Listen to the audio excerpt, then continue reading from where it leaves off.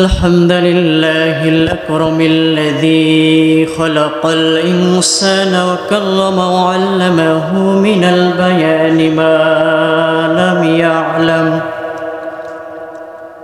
فسبحان الذي لا يحصى امتنانه باللسان ولا بالقلم نشهد أن لا إله إلا الله وحده لا شريك له ونشهد أن سيدنا وحبيبنا ومولانا محمدا عبده ورسوله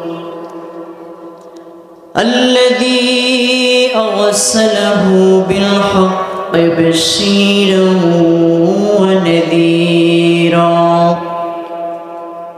وداعيا إلى الله بإذنه وسراجا وقمرا منيرا فقد قال الله تعالى في كلامه المجيد وفرقانه الحميد أعوذ بالله من الشيطان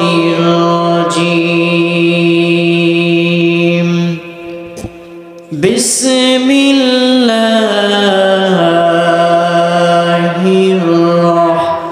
الرحمن الرحيم عما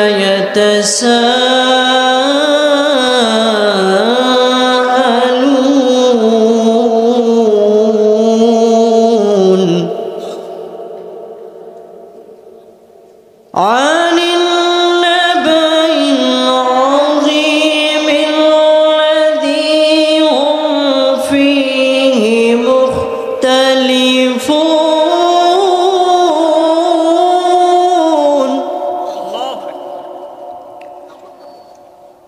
كلا سيعلمون ثم كلا سيعلمون ثم كلا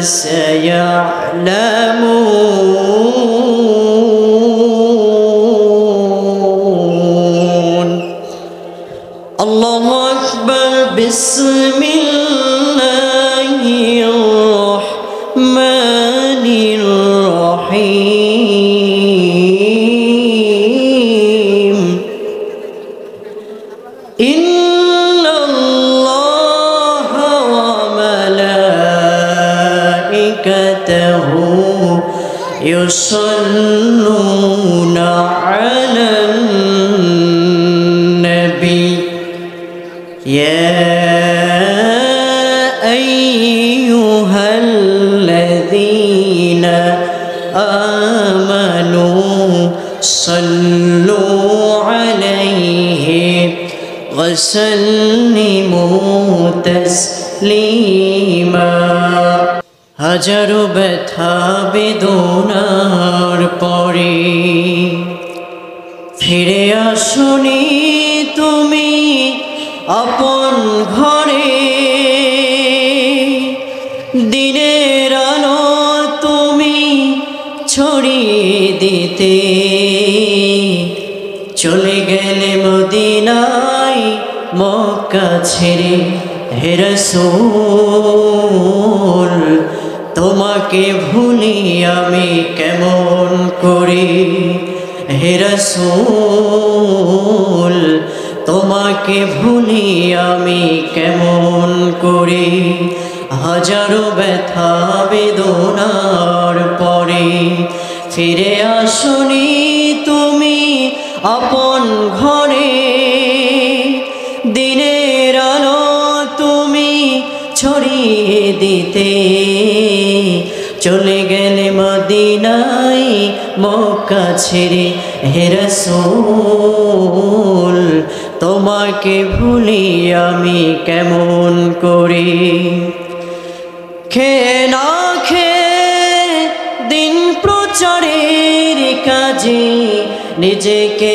দিয়েছ বিলিয়ে তাই ফিরে কাফেরেরা চিনল না আলো দুষ্ট ছেলেদের পিছু দিল লেলিয়ে খেয়ে না খেয়ে দিন প্রচারের কাজে নিজেকে দিয়েছ বিলিয়ে তাই ফিরে কাফেরেরা চিনল না আলো দুষ্ট ছেলেদের পিছু দিল লেলিয়ে পাথরের আঘাতে ক্ষত বিক্ষত হয়ে সারা শরীর থেকে রক্ত ঝরে হে রাসূল তোমাকে ভুলি আমি কেমন করে হে রাসূল তোমাকে ভুলি আমি কেমন করে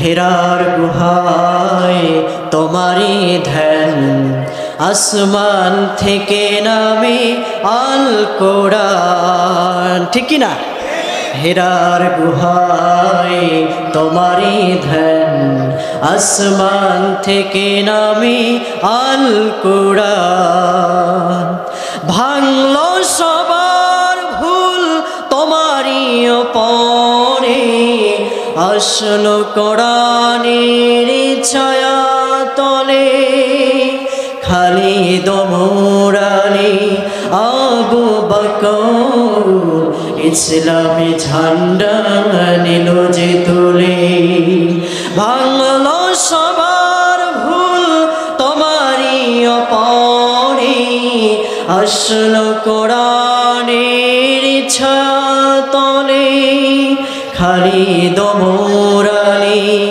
আবু বকর ইসলামী ঝান্ডা নিল যে তুলে আল আমিন তুমি যে ছিলে সদা সকল মানুষের তরে হে রাসূল তোমাকে ভুলি আমি কেমন করে হাজারো ব্যথা বেদনার পরে ফিরে আসনি তুমি আপন ঘরে দিনের আলো তুমি ছড়িয়ে দিতে চলে গেছো মদিনায় মক্কা ছেড়ে হে রাসূল তোমাকে ভুলি আমি কেমন করে হে রাসূল তোমাকে ভুলি আমি কেমন করে আলহামদুলিল্লাহ বাংলাদেশের শিক্ষানগরী রাজশাহী জেলার গুরুত্বপূর্ণ একটি থানা পুঠিয়া থানার অন্তর্গত নামাজ গ্রাম বানেশ্বর পূর্বপাড়া মসজিদ কমিটি ও সমাজবাসীর উদ্যোগে আজকের এই তাফসিরুল কোরআন মাহফিলে মনে হচ্ছে 5ই আগস্টের আগে আবারও আপনারা বসবাস করছেন ঠিক কিনা যদি এইভাবে খুশি শব্দটা বলেন আবার কিন্তু চট করে চলে আসবে ঠিক কিনা তখন কিন্তু আর ওপেনভাবে সঠিক কথা বক্তারা বলতে পারবে না ঠিক কিনা এদেশ শাহজালাল তিতুমির খানজাহান শরীয়তুল্লাহর দেশকে গত 15টি বছর ধরে জালিম স্বৈরাচাররা আমাদের মাথার উপরে এমনভাবে বসেছিল এই মঞ্চগুলো ঠিকই ছিল আলোচকগুলো ঠিকই ছিল কিন্তু কোরআনের কথাগুলি সঠিকভাবে বলতে আমরা পারিনি মাইক কেড়ে নেওয়া হয়েছে বলেছে কানের পট্টি গরম করে দিব বলেছে 144 আমার দেশের যাত্রা প্যান্ডেলের সাংস্কৃতিক অনুষ্ঠানের নাইট ক্লাবে কোনো পারমিশন প্রয়োজন নেই যেখানে তাফসির মাহফিল সেখানেই অনুমতি নাও কি ঠিক কিনা এমন সিচুয়েশন ছিল না তাহলে আল্লাহ পাক যিনি আমাদের এমন একটি প্রতিকূল আবহাওয়াকে অনুকূলে এনে দিয়েছেন আমরা খুশি না বেজা আপনারা কি আসলেই খুশির আশ্বাসবাসী তাহলে আমরা সকলেই মহান আল্লাহ পাকের প্রশংসা আদায় করে নিচ্ছি যে মহান মনিব দ্বিতীয়বার স্বাধীনতা অর্জনের পরে আমাদেরকে সুন্দরভাবে স্বাধীনভাবে তার কোরআনুল কারীম থেকে কিছু কথা বলা আর শোনার সুযোগ করে দিয়েছেন। আমরা সকলেই সে আল্লাহ পাকের প্রশংসা আদায় করে নিচ্ছি। আমরা বলে উঠছি আলহামদুলিল্লাহ। আর জোরে বলি আলহামদুলিল্লাহ। সবাই বলি রব্বানা লাকাল হামদ হামদান কাসীরান তাইয়িবান মুবারাকান ফীহি ইয়া রাব্বি লাকাল হামদ কামা ইয়ানবাগি লিজালালি ওয়াজহিকা ওয়া আযীমি সুলতানিকা। প্রিয় ভাই সব, আমরা সেই মহান আল্লাহ পাকের প্রশংসা আদায় করে নিলাম, কারণ তিনি যদি সুযোগ করে না দিতেন আমরা আজকের এখানে কেউ আসতে পারতাম না। কথা বলেন ঠিক কিনা? এটা বড় করুণ আল্লাহ পাকের যে তিনি কোরআনের মতো একটি শ্রেষ্ঠ কিতাবের কিছু কথা বলার শোনার জন্য আমাদের কবুল করেছেন। বলি সুবহানাল্লাহ। এই কোরআন কি কোনো সাধারণ কিতাব? জোরে বলেন। আলোচনা আমি দীর্ঘায়িত করব না, যেহেতু আমার পরে আরেকজন রাহাবার আছে, কথা বলবে ইনশাআল্লাহ, তিনি আসলেই শেষ করে দিব। অল্প কিছু সময় আমি যদি আপনাদের সামনে কথা বলি আপনারা কি শুনবেন? মানুষ যত ছোট হোক না কেন, দেখতে হবে বিড়াল যত ছোট হোক ইঁদুর ধরতে পারে কিনা, ঠিক কিনা? আসলে এখনও যারা ঘোরাফেরা করছেন এই প্যান্ডেলের পিছনে বিভিন্ন জায়গায়, কসমেটিকের দোকান এখানে আছে না নাই, যারা ঘোরাফেরা করছেন তারা বড় ক্ষতিগ্রস্তের ভিতরে আছেন, ঠিক কিনা? আর আমরা যারা এখানে এসেছি আমরা বড় সফলতায়, আমরা বড় সাকসেস হয়েছি, বলি আলহামদুলিল্লাহ। কারণ এই কোরআনের মতো শ্রেষ্ঠ কিতাবের কথা বলা আর শোনা সবার কিসমতে জুটবে না। কথা বলেন ঠিক কিনা? এই কোরআনুল কারীম এমন একটি কিতাব, এর বৈশিষ্ট্য হলো যত শুনবেন, যত বলবেন, শুনলে সব, মানলে সব, পড়লে সব, সব আর সব। জোরে বলি সুবহানাল্লাহ। আমি আজকে এই কর্তৃপক্ষকে আমার অন্তরস্থল থেকে ধন্যবাদ জ্ঞাপন করছি যে তিনারা কোরআনের মতো একটি শ্রেষ্ঠ কিতাবের আয়োজন করেছেন। কথা বলেন ঠিক কিনা? এই আজকে 30 তারিখ ডিসেম্বরের, আগামীকাল আছে আবার 31 তারিখ। কথা বলেন ঠিক কিনা? আজকে আমি আজকে আনন্দ চিত্রে রাজশাহীবাসীকে একটি নিউজ বলতে চাই। আপনারা শুনেছেন একটা নিউজ স্বরাষ্ট্র মন্ত্রণালয় থেকে পাশ করা হয়েছে, সেই শৃঙ্খলা বিভাগ থেকে, যে 31 তারিখ রজনীতে, ডিসেম্বরের 31 তারিখে সন্ধ্যা 6টার পরে কোনো অপসংস্কৃতি, কোনো গান বাজনা বাজবে না। কথা বলেন ঠিক কিনা? আমরা তাদেরকে স্যালুট জানাই, আমরা তাদেরকে স্যালুট জানাই। গত 17 বছর ধরে এমন চিত্র আমরা বাংলাদেশে দেখিনি, কিন্তু আমরা আজকে সকালে যখন বাজারে গেলাম, শহরে ঢুকলাম, এই মাইকে শোনা যাচ্ছে 31 ডিসেম্বর 6টার পরে যে ব্যক্তি অপসংস্কৃতির সঙ্গে জড়িত হবে, উচ্চ আওয়াজে গান শোনা যাবে না, গান গাওয়া যাবে না, কোনো কনসার্ট চলবে না। আমরা গত বছরও দেখেছি 31 ডিসেম্বরে 31st নাইট নামে যে অপসংস্কৃতি, বৈদেশিক কালচার, ইহুদি খ্রিস্টানদের কালচার দিয়ে আমার বাংলার তরুণ সমাজকে অপসংস্কৃতির সঙ্গে জড়িত করে আমার বাংলার যুবকদের ইমানগুলি ধ্বংস করেছে। কথা বলেন ঠিক কিনা? আমরা আজকে তাদেরকে স্যালুট জানাই। আমরা যারা এই আইন পাশ করেছি স্বরাষ্ট্র মন্ত্রণালয় থেকে, যে 31 ডিসেম্বর সন্ধ্যা 6টার পর থেকে আর কোনো গান বাজনা চলবে না, জোরে বলি আলহামদুলিল্লাহ। এই পরিবেশ করে দিয়েছেন কে? আল্লাহ পাক। এই কোরআন আমরা শুনবো, আমরা কোরআনের কিছু ফজিলতের কথা শুনেই, কোরআন শুনলে কি হবে আমরা বলেই আমি আমার আলোচনায় চলে যাব ইনশাআল্লাহ। সম্মানিত উপস্থিতি, যারা এখন কোরআন শুনতে আসেন নাই, কোরআন একটা বরকতপূর্ণ কিতাব, এটা শুনতে হবে। কার অর্ডার? জোরে বলেন, কে বলেছেন? আল্লাহ পাক বলেছেন। আল্লাহ রাব্বুল আলামিন কোরআনুল কারীম খুললেই কোরআন শুনবেন কিভাবে রব্বুল আলামিন চমৎকার ভাবে কোট করে জানিয়ে দিলেন, ওয়া ইযা কুরিআল কুরআন ফাসতামিউ লাহু ওয়া আনসিতু লাআল্লাকুম তুরহামুন। জোরে বলি আল্লাহু আকবার। আল্লাহ পাক বললেন, বান্দা আমার, বান্দী আমার, শুনে নাও, যখন তোমাদের সামনে কোরআন কারীম থেকে কোনো কথা বলা হয়, কোরআন যখন তেলাওয়াত করা হয়, তোমাদের দায়িত্ব হলো তোমরা চুপ করে মনোযোগ দিয়ে যদি কোরআনটা শুনতে পারো, লাআল্লাকুম তুরহামুন, আল্লাহর পক্ষ থেকে তোমাদের উপরে রহমত করে নাজিল হতে থাকবে। জোরে বলি সুবহানাল্লাহ। এটা বল আল্লাহ পাক রব্বুল আলামিন। আর বিপরীতে কাফের যারা ছিল আল্লাহ জমিন আল্লাহ দিন কায়েম হবে যারা চাইনি, আবু জাহেল ওলীদ বিন মুগীরা তারা বলেছিল আল্লাহ নবী যখন কোরআন তেলাওয়াত করতেন, কোরআনের সংস্পর্শে যখন মানুষ আসতেন, আল্লাহ পাক রব্বুল আলামিনের সেই সময় নবীজি যখন কোরআনের কথাগুলি বলতেন, কাফেররা দলে দলে মুসলমান হয়ে যেত। কাফেররা বরদাস্ত করতে পারল না। তারা সেই কথা, এমন একটা কথা বলেছিল, আল্লাহ পাক জানিয়ে দিলেন পৃথিবীর ইমানদাররা শুনে নাও, পৃথিবীবাসী শুনে নাও, এই কোরআনকে কেন্দ্র করে ষড়যন্ত্র আস্তের কোনো নতুন বিষয় নয়। অনেক আগের ষড়যন্ত্র কাফেরদের দফা ছিল, ওয়াকালাল্লাযীনা কাফারু লা তাসমাউ লিহাযাল কুরআনি ওয়ালগাউ ফীহি লাআল্লাকুম তাগলিবুন। জোরে বলি আল্লাহু আকবার।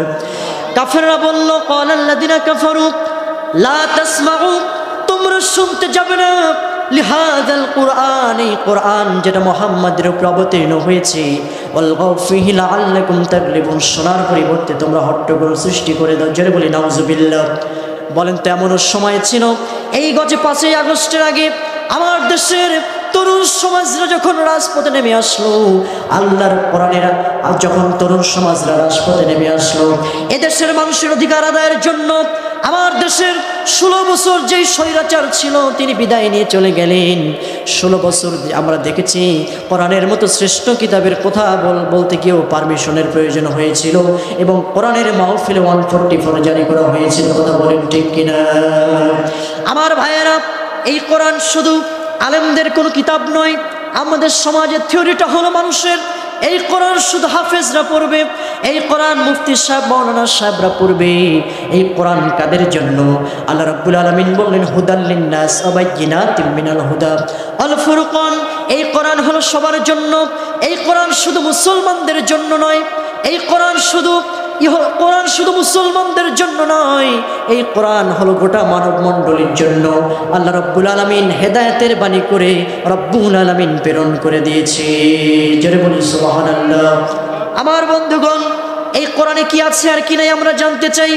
রব্বুল আলামিন বললেন মা ফাররাতনা ফিল কিতাবি মিন শাই। জোরে বলি আল্লাহু আকবার।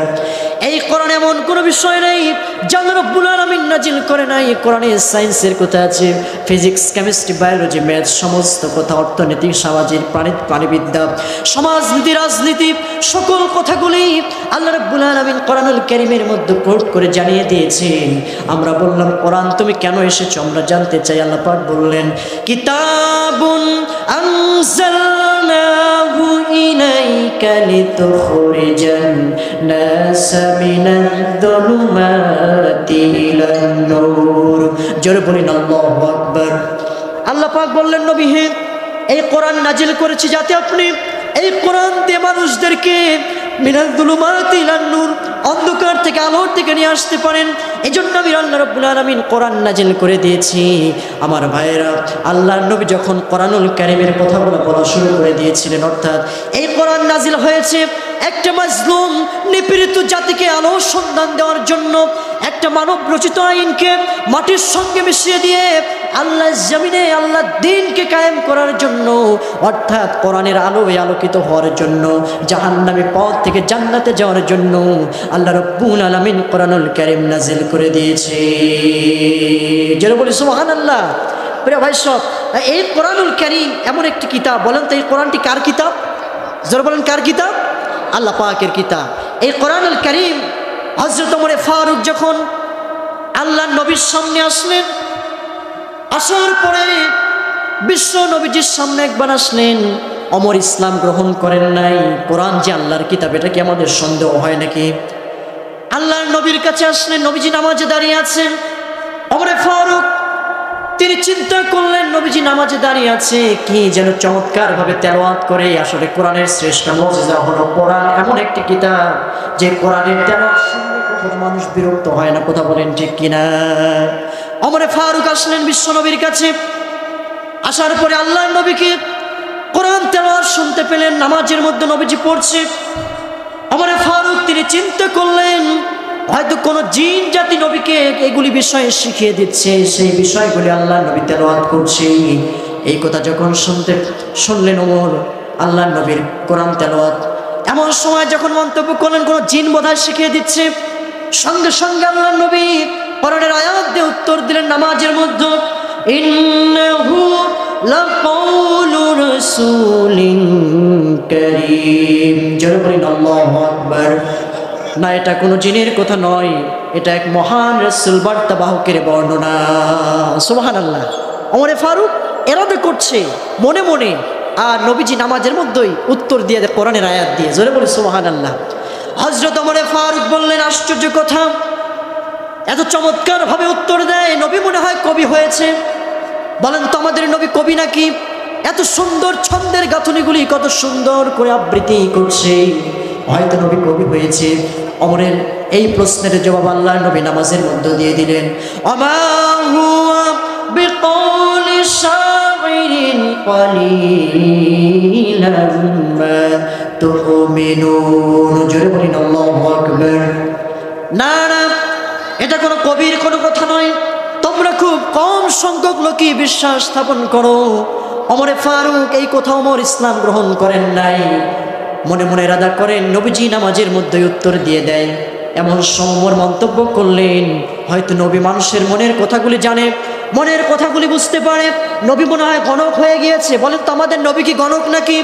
আল্লাহর নবী সঙ্গে সঙ্গে রিপ্লাই দিলেন, নবীজি বললেন, ওয়ালা বিকৌলি কাহিনিন কালিলাম মা তাযাক্কারুন। জোরে বলি আল্লাহু আকবার। না, এটা কোনো গণকের কোনো কথা নয়। জোরে বলি আল্লাহু আকবার। ওমর ফারুক চিন্তা করলেন, এটা কোনো জিনের শেখানো কথা নয়, এটা কোনো কবির বানানো আবৃত্তি নয়, এটা কোনো গণকের কোনো কথা নয়, তাহলে এটা কি? ওই প্রশ্ন যখন ওমর ফারুক করলেন, আল্লাহ নবীর সঙ্গে সঙ্গে নামাজের মধ্যে জবাব দিয়ে জানিয়ে দিলেন, তানজিলুম মির রাব্বিল আলামিন। জোরে বলি আল্লাহু আকবার। এটা এমন একটি কিতাব, আল্লাহর পক্ষ থেকে নাজিলকৃত কোরআনুল কারীম। জোরে বলি সুবহানাল্লাহ। আরো জোরে বলি সুবহানাল্লাহ। ওমর ফারুকের চিন্তাধারা চেঞ্জ হয়ে গেল, ওমর ফারুকের ভিতরে নূরের একটি ধাক্কা লাগলো। জোরে বলি সুবহানাল্লাহ। প্রিয় ভাই সব, সেই কোরআনুল কারীম থেকে আমি আপনাদের সামনে কিছু কথা বলতে চাই, অল্প সময় শুনবেন তো ইনশাল্লাহ। এখনো যারা দূরদূরান্ত ঘোরাফেরা করছেন আপনাদেরকে ওয়েলকাম জানাচ্ছি, আহলান সাহলান। আপনারা আসুন, কত চমৎকার একটা আয়োজন, এখানে আল্লাহ রহমতগুলি নাজিল হচ্ছে। জোরে বলি সুবহানাল্লাহ। সেই কোরআনুল কারীম থেকে আমি আপনাদের কিছু কথা শোনাতে চাই, ভূমিকা ছাড়াই। একটি গুরুত্বপূর্ণ সূরা, 114টি সূরার মধ্যে এটি একটি সূরা, অত্যন্ত গুরুত্বপূর্ণ একটি সূরা, সূরা আন-নাবা। জোরে বলেন নাম কি? সূরা আন-নাবা। সবাই বলেন আওয়াজ দিয়ে, নাম কি? সূরা আন-নাবা থেকে আমি আপনাদের সামনে তেলাওয়াত করেছি। আল্লাহ পাক রব্বুল আলামিন এই সূরা নাবা সম্পর্কে, এটা নাবা শব্দের অর্থ খবর, নিউজ। আল্লাহ পাক খবর জানিয়ে দিচ্ছে কিয়ামত কেন্দ্রিক কিছু কথা। এ দুনিয়ার শেষ নয়, এরপরে আরেকটি জগৎ আসবে। এটা কি আমাদের কোনো অস্বীকার করার কারণ আছে? জোরে বলেন, কারণ আছে? কারণ নেই। সূরা নাবা থেকে আমি আয়াত তেলাওয়াত করেছি মাত্র কয়েকটি। শুরুতেই আল্লাহ পাক বলছে, অনুবাদটি শুনে নেই, আম্মা ইয়াতাসাআলুন। তারা সব, আল্লাহ পাক রব্বুল আলামিন তিনি বলছেন, এরা সব কি সব বিষয়ে জিজ্ঞাসা করছে? আনিন নাবাইল আযীম, সেই মহা খবরটির বিষয়ে তারা জিজ্ঞাসাবাদ করছে। আল্লাযী হুম ফীহি মুখতালিফুন। আল্লাহ পাক বললেন, সেই বড় খবরটা সম্পর্কে কি তারা এ ব্যাপারে নানা ধরনের ঠাট্টা বিদ্রুপ করছে? এ বিষয়ে কি তারা সন্দেহ করছে? এ বিষয়ে তারা জিজ্ঞাসা করছে? কাল্লা সায়ালামুন, হ্যাঁ অবশ্যই তারা তা জানতে পারবে। সুম্মা কাল্লা সায়ালামুন, হ্যাঁ কখনো না, তারা অবশ্যই সে বিষয়ে তার জানতে পারবে। জোরে বলেন সুবহানাল্লাহ। কিছু বুঝেছেন আপনারা? কিছু হয়তো বুঝেন নাই। আল্লাহ পাক রব্বুল আলামিন, এই দুনিয়ার শেষ নয়, এরপরে আরেকটি জগৎ আসবে, সেখানে মানুষদেরকে উঠতে হবে, এই দুনিয়ার সমস্ত হিসাব নিকাশ দিতে হবে আল্লাহর কাছে দাঁড়িয়ে। কথা বলেন ঠিক কিনা? সেই মহা সংবাদের বিষয়ে আল্লাহ পাক বললেন, তারা কি জিজ্ঞাসা করছে? অবশ্যই তারা সে বিষয়ে জানতে পারবে। জোরে বলি আল্লাহু আকবার। নবী করিম সাল্লাল্লাহু আলাইহি সাল্লামের দাওয়াতের তিনটি দিক ছিল, যারা বলেন কয়টি দিক? নাম্বার 1, 1 নম্বর হলো তাওহীদ, যারা বলেন কি? 2 নম্বর হলো রিসালাত, যারা বলেন 2 নম্বর কি? 3 নম্বর হলো আখিরাত। এই তিনটি দিক, দাওয়াতের দিকটি ছিল তিনটি। তাওহীদের যেই দিকটি ছিল সেটি হলো লা ইলাহা ইল্লাল্লাহ, আল্লাহ ছাড়া কোনো ইলাহ নেই। আর রিসালাত মানে মুহাম্মদ রাসূলুল্লাহ সাল্লাল্লাহু আলাইহি সাল্লাম, আল্লাহর নবী, আমি নবী হিসাবে এসেছি, যারা বলে সুবহানাল্লাহ।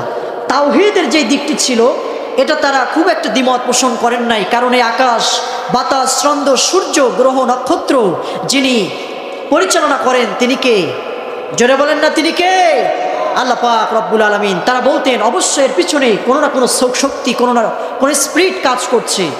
নবীজির বিষয়ে তারা বলতো যে 40 বছর বয়স পর্যন্ত তিনি একটা মিথ্যা কথা বলেন নাই, তিনি অবশ্যই আল্লাহর নবী, যারা বলে সুবহানাল্লাহ। কিন্তু 3 নম্বর যে দিকটি ছিল, এই আয়াতের বিষয়টি বুঝাতে গিয়ে আমি আপনাদের সামনে বলছি, আখিরাত কেন্দ্রিক যেই কথা, আল্লাহ পাক কোনো কিছু গোপন করেন নাই। সেই সময় আল্লাহ নবী যখন বললেন এ দুনিয়ার শেষ নয়, এরপরে আরেকটি জগৎ আসবে, সেখানে আমাদের উঠতে হবে এবং মানুষদেরকে জবাবদিহি করতে হবে আল্লাহর নিকট, জোরে বলে আল্লাহু আকবার। তখন তাদের মাথাটা চক্কর দিয়ে ঘুরে উঠলো, আহারে শুনছো কথা, দাদার মুখেও শুনে নাই, বাবার মুখেও শুনে নাই, কি সব আবোল তাবোল কথা। সেই এতিম মুহাম্মদ বলতেছে এ দুনিয়া নাকি শেষ, এরপরে আরেকটি জগৎ আসবে, সেখানে আমাদের উঠতে হবে এবং দুনিয়ার হিসাব নিকাশ আল্লাহর কাছে দাঁড়িয়ে আমাদের দিতে হবে। জীবনে এমন কথা কারো কাছে শুনে নাই, এটা মিথ্যা কথা বলছে মুহাম্মদ, মানা কখনো সম্ভব নয়, জোরে বলি নাউজুবিল্লাহ। এমন সিচুয়েশনে আল্লাহ পাক রব্বুল আলামিন সূরা আন-নাবা এই আয়াতগুলি নাজিল করে দিলেন, জোরে বলি সুবহানাল্লাহ। অর্থাৎ আল্লাহ পাক কোনো কিছু গোপন করেন নাই। এই দুনিয়ার শেষ নয়, এরপর আরেকটি জগৎ আসবে, সেখানে আমাদের উঠতে হবে। আমরা যদি কিয়ামত কেন্দ্রিক তথ্যটি জানতে চাই, সূরা নাবার ভিতরে আল্লাহ রাব্বুল আলামিন বলেছে, নবীজি বলেছে কিয়ামতটা কেমন হবে তোমরা যদি জানতে চাও, তাহলে সূরা নাবা, সূরা নাজিয়াত, সূরা আবাসা, সূরা জিলজাল যখন তোমরা পড়বে, কিয়ামতটি কেমন হবে তোমাদের সামনে ভেসে উঠবে। আমার বন্ধুগণ, এই দুনিয়ার শেষ নয়, এরপরে আরেকটি জগৎ আছে। একজন ব্যক্তি যদি এই কিয়ামতের বিষয়টি কেন আপনাদের সামনে ধরেছি, আমাদের এই দুনিয়ার শেষ নয়, এরপর আরেকটি জগৎ আসবে, সেখানে আমাদের উঠতে হবে এবং এই দুনিয়ার হিসাব নিকাশ আমাদের দিতে হবে আল্লাহর সামনে দাঁড়িয়ে। এই চিন্তা করে তৎকালীন জামানায় যারা ছিল চোর, তারা হলেন সম্পদের পাহারাদার। যেই যুবকটি নারীর ইজ্জত নিয়ে খেলা করতো, তারা হয়ে গেল নারীর ইজ্জতের পাহারাদার। এমন একটা সুন্দর সমাজ কায়েম হয়ে গেল এই কিয়ামত কেন্দ্রিক বিষয়কে তারা বিশ্বাস করার কারণে। আজ যদি আমরা এই দুনিয়া শেষ নয়, এরপর আরেকটি জগৎ আছে, সেখানে আমাদের উঠতে হবে, আল্লাহর সামনে দাঁড়িয়ে আমাদের জবাবদিহি করতে হবে, এই চিন্তা যদি আমরা করি, তাহলে ওজনে কম দেওয়া সম্ভব নয়। খাদ্যে ভেজাল দেবে না, জমিনের আল ঠেলবে না, মানুষের উপরে জুলুম করবে না, আলেমদেরকে অন্যায়ভাবে জেলে বন্দি করবে না, আর আলেমদেরকে কখনো ফাঁসির মঞ্চে ঝোলাবে না। আল্লামা দেলার শহীদ আল্লামা দেলার হোসেন সাইদির মতো একজন নিরীহ আলেমকে তারা বিষ প্রয়োগ করে, ইনজেকশন প্রয়োগ করে শহীদ কেউ করতো না, যদি কিয়ামতের ভয় থাকতো। কথা বলেন ঠিক কিনা? আমার বন্ধুগণ, ও রাজশাহীবাসী, এমন একটি পয়েন্ট আপনাদের সামনে ধরেছি, শুনে নিন। কিয়ামত আছে, এই দুনিয়া শেষ নয়, এরপর পরে আমাদের জবাবদিহি করতে হবে আল্লাহর কাছে। দুনিয়া হলো এক্সাম হল, আমাদেরকে দুনিয়ায়, আমাদের এই দুনিয়া শেষ নয় চিন্তা যদি আমরা করতাম, কোনোদিন আমরা ওজনে কম দিতাম না, ব্যবচার করতাম না। আওয়াজ দিয়ে বলেন কথা ঠিক কিনা? আমরা দুনিয়াকে মনে করেছি, আমরা দুনিয়াকে মনে করেছি এটাই আমার মনে হয় ইহকাল পরকাল। কথা বলেন ঠিক কিনা? এজন্য এক শ্রেণীর লোকেরা বলেছিল 41 সাল পর্যন্ত আমাদেরকে এই চাল থেকে কেউ সরাতে পারবে না। আওয়াজ দিয়ে বলেন ঠিক কিনা? কিন্তু আমাদের শহীদ আল্লামা মরহুম আল্লামা দেলোয়ার হোসেন সাইদি সাহেব বলেছিল, এই বাংলার জনগণকে তোমরা চেনো না, এই বাংলাদেশ তো সেই বাংলাদেশ, এটা শাহজালালের দেশ, এটা তিতুমির খানজাহান শরীয়তুল্লাহর বাংলাদেশ। এই বাংলাদেশের মুসলমানরা এশার নামাজ পড়ে ঘুমাতে যায়, ফজরের নামাজ দিয়ে তাদের ঘুম ভাঙে। এই দেশ থেকে ইসলামকে চিরতরে বিদায় করা সম্ভব নয়, সম্ভব নয়, সম্ভব নয়। আওয়াজ দিয়ে বলেন রাজশাহী বসে কথা ঠিক কিনা? শহীদ আল্লামা দেলোয়ার হোসেন সাঈদী সাহেবের কথাগুলি আপনারা দেখেছেন 5ই আগস্টের পরে তিনি আজ থেকে 25 বছর আগে সেই তাফসিরুল কোরআন মাহফিলগুলিতে যেই কথাগুলি বলেছিল 5ই আগস্টের পরে আমরা দেখেছি সব হুবহু মিলে যাচ্ছে। কথা বলেন ঠিক কিনা? তিনি বলেছিল বাংলার জনগণকে তোমরা চিনো না, যদি একবার গাছে লাড়া দেয় একদম মামুর বাড়ি দিল্লি গিয়া পড়বা। কথা বলেন ঠিক কিনা? এটা মিলে গিয়েছে। এমনকি তিনি বলেছিল যে জনগণ যদি তোমাদেরকে একবার অ্যাটাক করে দিল্লি গিয়ে পড়বে, এমনকি পালাবার জন্য বঙ্গোপসাগর কেন ইঁদুরের রাস্তা খুঁজে পাবে না। কথা বলেন ঠিক কিনা? আমরা এটা দেখেছি 5ই আগস্টের পরে। আইনমন্ত্রী আনিসুল হক এক্সাম্পল, এটা প্রমাণ। তিনি যখন আইনমন্ত্রী, তিনার সাথে আরেকজন ছিল, কে ছিল যেন? আইনমন্ত্রী ছিল দরবেশ বাবা, ঠিক কিনা বলেন? এর নামটা কি ছিল মনে আছে আপনাদের? কি ছিল? সালমান এফ রহমান, বাংলাদেশের একজন ধনী ব্যক্তি। তিনি মনে করেছিল এই দুনিয়ায় মনে হয় তার শেষ। তিনি আখিরাতের জ্ঞান তার ভিতরে ছিল না, সম্পদের পাহাড় গড়েছিল। তিনি যখন আইনমন্ত্রীর সঙ্গে তিনি যখন বের হলেন, নৌকায় উঠলেন, আহারে নৌকা করলো, কিন্তু সেই নৌকা তাদের রক্ষা করলো না। কথা বলেন ঠিক কিনা? নৌকায় উঠলে ঢাকা সদরঘাট থেকে যখন রওনা হলেন, সে আইনমন্ত্রীকে গ্রেফতার করলেন। জনগণ এমন পিটুনি দিচ্ছে, পিটনের ঠেলায় তিনি বলছে আমাকে খালি মারো কেন, আমার সঙ্গে আরেকজন আছে, ওই যে দেখো দরবেশ বাবা। ঠিক কিনা? বোঝার কোনো কায়দা নেই। প্যান্ট খুলে লুঙ্গি পরেছে, শার্ট খুলে গেঞ্জি পরেছে, এমনকি দাড়িও ছিল। কথা বলেন ঠিক কিনা? দাড়িও কি এমন শেপ করেছে, সিনার কোনো বুদ্ধি নাই। আমাদের তোমরা বলো আমরা ধর্ম ব্যবসায়ী, এ জনগণ দেখেছে বাংলার জমিনে কারা ধর্ম ব্যবসায়ী।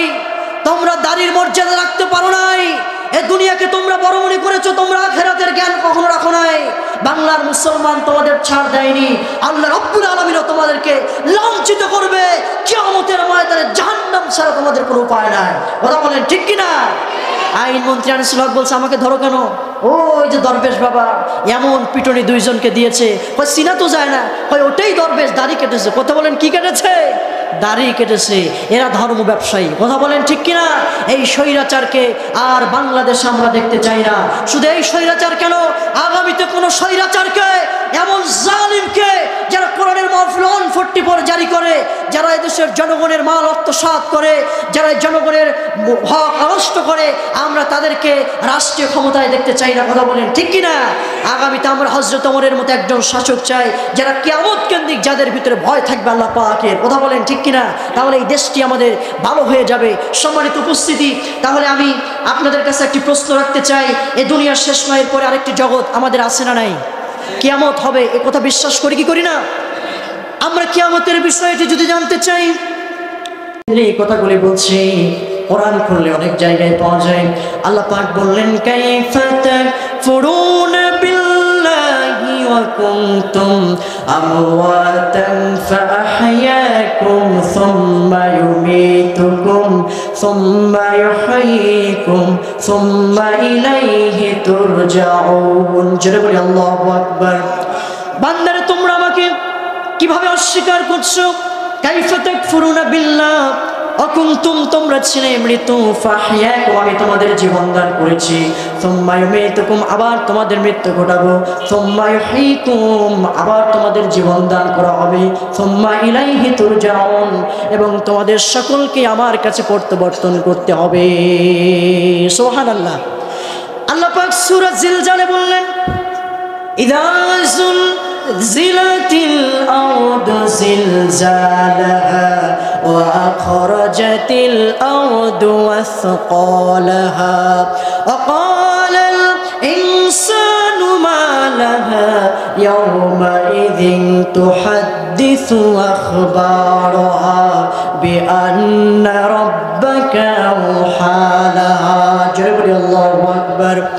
إذا زلزلت الأرض زلزالها, যখন পৃথিবী তার কম্পনে প্রকম্পিত হবে, ওয়া আখরাজাতিল আরদু আসকালাহা এবং পৃথিবীর নিচে অসংখ্য খনি মুদ্রাগুলি আছে, স্বর্ণ আছে, রূপা আছে, এই সমস্ত বিষয়গুলি পৃথিবী বের করে দিবে। এই দৃশ্য দেখার পরে অকালাল ইনসানু মা লাহা, মানুষরা বলবে কি হলো, বিআন্না রাব্বাকা ওয়াহালাহা, সেদিন পৃথিবী আল্লাহ রাব্বুল আলামিন আদেশ করবেন, আল্লাহর আদেশে এই পৃথিবী এমন লণ্ডভণ্ড হয়ে যাবে। জোরে বলি আল্লাহু আকবার। তাহলে আমাদের কিয়ামত আছে না নাই? আমরা যদি স্টুডেন্ট যারা আছেন, আমরা পরীক্ষায় যাওয়ার আগে আমরা একটা প্রিপারেশন নেই, কথা বলেন ঠিক কিনা? জোরে বলেন। আমরা এই দুনিয়ার শেষ নয়, পরকালের একটা প্রিপারেশন আমাদের দরকার আছে না নাই? জোরে বলেন আছে না নাই? প্রিয় ভাই সব, আমি আপনাদের সামনে আজকে 13টি বিষয়ে আমি কথা বলতে চাই। যদি কোনো ব্যক্তি এই 13টি গুণ অর্জন করে, আমাদের আখিরাতের প্রস্তুতি 13টি। জোরে বলেন কয়টি? কোরআন হাদিস থেকে আমি যতটুকু পেয়েছি, এই 13টি গুণ যদি আমরা অর্জন করি, তাহলে আমরা অবশ্যই কিয়ামতের ময়দানে আমরা জান্নাতুল ফেরদাউসের মেহমান হতে পারবো। যারা বলি না সুবহানাল্লাহ। আমরা জান্নাত চাই কারা কারা? দুটি হাত তুলে আল্লাহকে দেখিয়ে দিই। আমরা জান্নাত চাই কারা কারা? একটা তাকবীর হয়ে যাবে, লিল্লাহে তাকবীর, লিল্লাহে তাকবীর। হাত নামাই। আমরা সকলে জান্নাত চাই। আসুন আমরা আলোচনায় চলে যাই। মূল যে আলোচনা, আখিরাতের প্রস্তুতি হবে আমাদের, কারণ আমরা এটা পরীক্ষার হল। জোরে বলেন কিসের হল? এরপরে আমাদেরকে হিসাব নিকাশ হবে, আমরা কোথায় যাব, জান্নাতে না জাহান্নামে? প্রিয় ভাই সব, তাহলে আমরা আল্লাহর জান্নাতে যেতে চাই, কারণ জান্নাত একটি সুন্দর জায়গা। আর জাহান্নাম হলো ইন্না জাহান্নামা কানাত মিরসাদা লিত্তাগিনা মাআবা, এমন একটি নিকৃষ্ট জায়গা, সেখানে মানুষ কষ্টের পর কষ্ট অনুভব করবে। আমরা জাহান্নামে যেতে কেউ চাই না, আমরা জান্নাতে যেতে চাই। কথা বলেন ঠিক কিনা? তাহলে আমরা সে জান্নাতে যেতে চাই, পরকালে আমাদের প্রস্তুতি দরকার আছে না নাই? তাহলে আমি আপনাদের সামনে আজকে 13টি প্রস্তুতির কথা বলবো। কোনো মুসলমান নরনারী যদি এই 13টি বিষয় আমরা অনুসরণ করি, তাহলে অবশ্যই পরকাল আমাদের জন্য সফল, সাকসেস হয়ে যাবে। জোরে বলি সুবহানাল্লাহ। আর মানুষের প্রকৃত সফলতা দুনিয়াতে নয়, প্রকৃত সফলতা হলো দুনিয়ার আখিরাত কেন্দ্রিক। কথা বলেন ঠিক কিনা? আখিরাতে মানুষের সফলতা নাম্বার 1, 1 নম্বর হলো আমরা আল্লাহর প্রতি আমরা ঈমান আনবো। জোরে বলেন কি আনবো? আরো জোরে বলেন না কি আনবো? ভাই একটু আওয়াজটা একটু বাড়াই দেন যাতে আমার কষ্ট না হয়। আমরা 1 নম্বর বিষয় হলো আমরা ঈমান আনবো কার প্রতি? জোরে বলেন সবাই, কার প্রতি? আল্লাহর প্রতি। সবাই মনোযোগ দিয়ে শুনবেন আলোচনাটি। আল্লাহর প্রতি ঈমান কেন আনবো? তিনি আমাদেরকে সৃষ্টি করেছেন, আমরা তার গোলামি করব। আমরা আল্লাহকে বিশ্বাস করব কেন? তিনি আমাদের রব। আমরা কি আল্লাহকে দেখেছি? আমরা বিশ্বাস করি কি না? আমরা করি। দেয়ার ইজ নো গড তারাই বলে যারা বুদ্ধিজীবী, যারা সাহিত্যিক, যারা নাস্তিক। কথা বলেন ঠিক কিনা? তারা বলে আমরা দেখতে পাই না আল্লাহকে, যাকে দেখা যায় না তাকে বিশ্বাস করা যায় কেমনে? জোরে বলি নাউজুবিল্লাহ। অথচ আপনারা গায়ে যে বাতাস লাগে, বাতাস কি দেখা যায়? ফুলের গন্ধ দেখা যায়? বিশ্বাস করি কিনা? জোরে বলেন করি কিনা? আপনারা কি আমার কথা বোঝা যায়? আমার কথা। তাহলে এই বিষয়গুলি যদি না দেখে বিশ্বাস করা যায়, আকাশ আর জমিন, এত সুন্দর তারকারাজি, এত সুন্দর মানুষ যে সৃষ্টি করেছেন, অবশ্যই এর পিছনে কোনো রহস্য আছে না নাই? আছে না নাই? এই জন্য আমরা আল্লাহকে বিশ্বাস করব।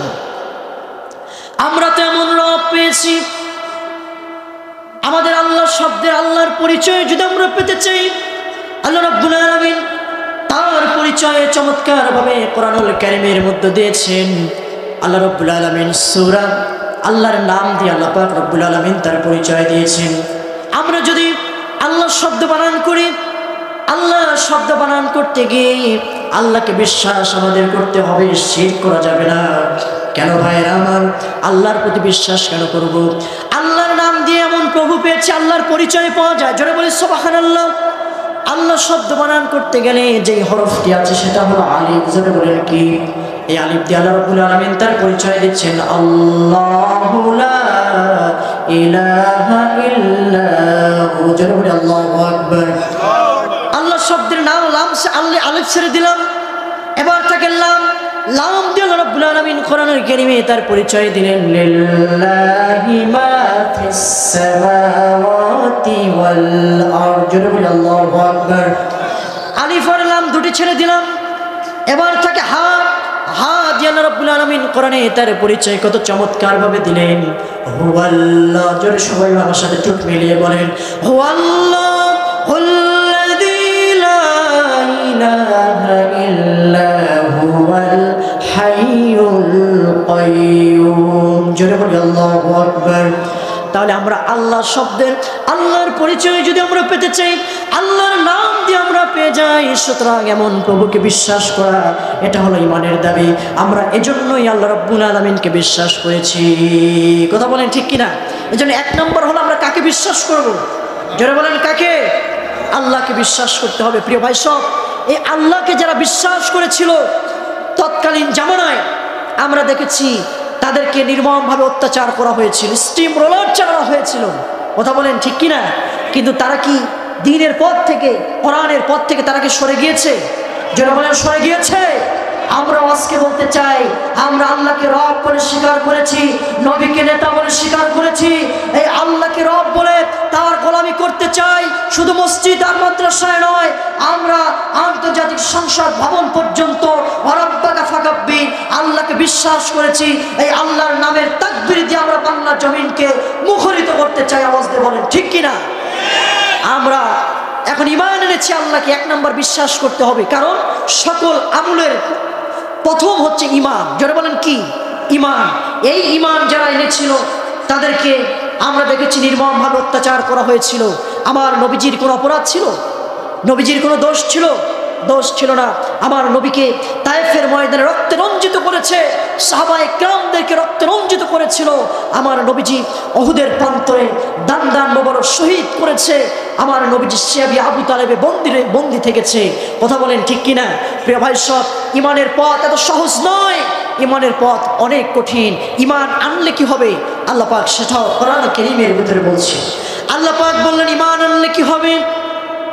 ইন্নাল্লাযীনা আমানু ওয়া আমিলুস সালিহাতি কানাত লাহুম জান্নাতুল ফিরদাউসি নুজুলা। জোরে বলি আল্লাহু আকবার। নিশ্চয়ই যারা ঈমান আনবে আর যারা নেক আমল করবে, কানাত লাহুম জান্নাতুল ফিরদাউসি নুজুলা, নিশ্চয় আল্লাহ পাক তাদেরকে জান্নাতুল ফিরদাউসের মেহমান বানিয়ে দিবেন। জোরে বলি সুবহানাল্লাহ। কিন্তু আমরা কেমন ঈমান আনতে চাই? আমরা তো ঈমান আনি, ঈমান আনার পরে এক কাপ চা আর পানের কাছে ঈমান বিক্রি হয়ে যায়। কথা বলেন ঠিক কিনা? ঠিক বলেন না? এইটা সামনে নির্বাচন আসতেছে, কথা ঠিক কিনা বলেন? আমাদের এক কাপ চা আর আমাদের পানের বিনিময়ে আমাদের এই ভোটটি অন্য জায়গায় দেওয়ার কারণে আজকে তারা আমাদের মাথার উপরে জালিম পাথরের মতো চেপে বসেছিল। কথা বলেন ঠিক কিনা? আমরা আগামীতে আর এই ভুল করতে চাই না। কথা বলেন ঠিক কিনা? আমরা দেখতে চাই কারা জাতির দায়িত্ব নিতে চায়, কারা হযরত ওমরের মতো দেশ শাসন করতে চায়। এই নলেজ আল্লাহ পাক সবার ভিতরে কম বেশি দিয়েছে কি দেন নাই? আমরা তাদেরকেই আমরা নেতৃত্বের স্থানে বসাবো ইনশাআল্লাহ। দেখুন হযরতে আবু বকর রাদিয়াল্লাহু তাআলা আনহুকে নির্মম ইতিহাস কিভাবে আমি আপনাদের শোনাই। আমাদের কবরের প্রস্তুতি, আমাদের আখিরাতের প্রস্তুতি 13টি। জোরে বলেন কয়টি? নাম্বার 1, এক নাম্বার হলো ঈমান। জোরে বলেন কি? এই ঈমান আনার কারণে হযরত আবু বকরকে নির্মমভাবে অত্যাচার করা হয়েছে।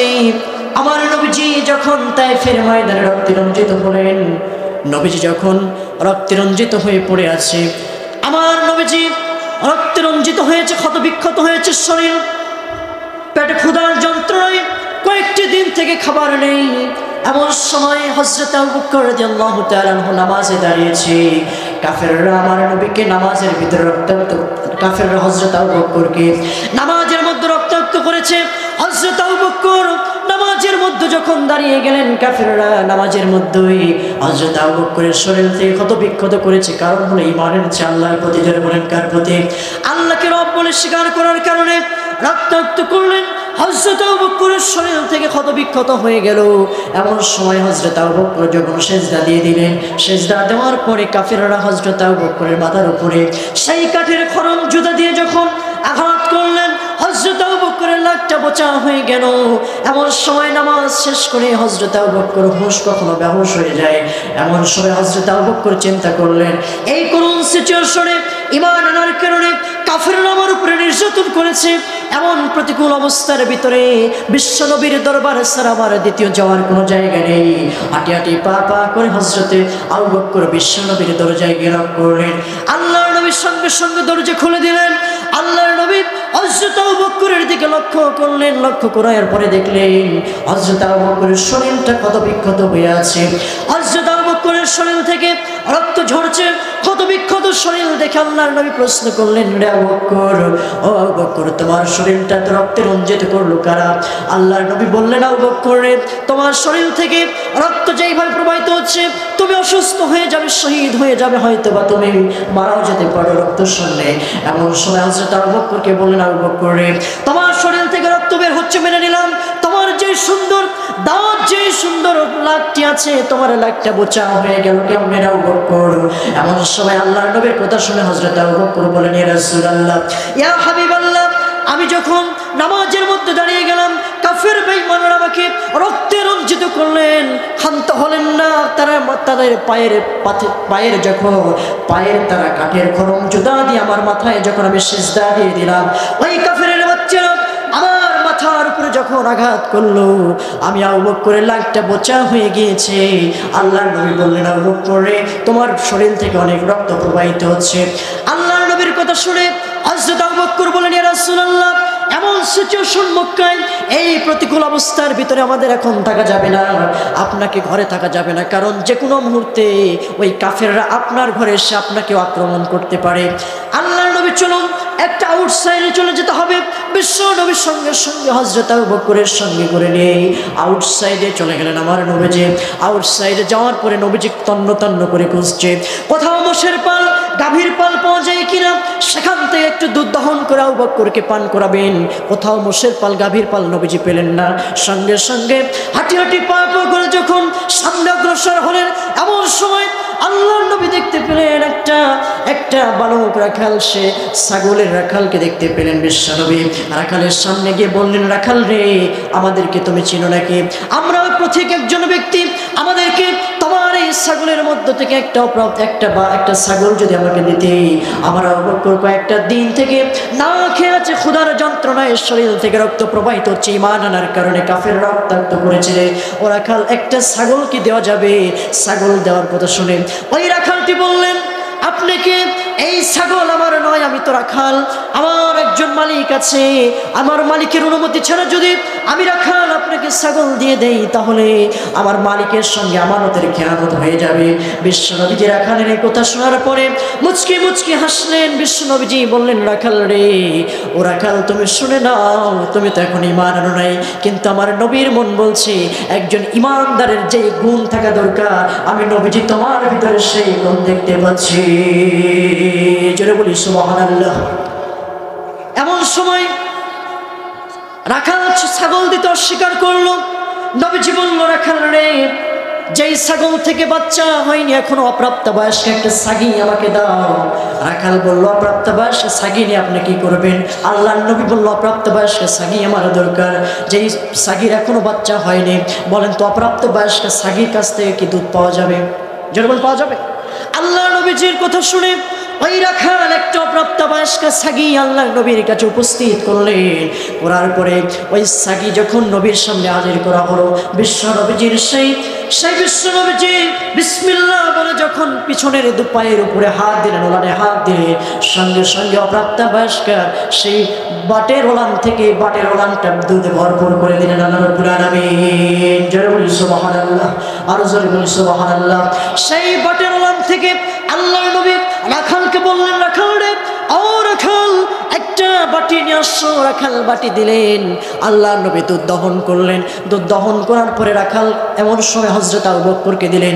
হযরত আবু বকর পেট পুরো করে দুধ পান করলেন।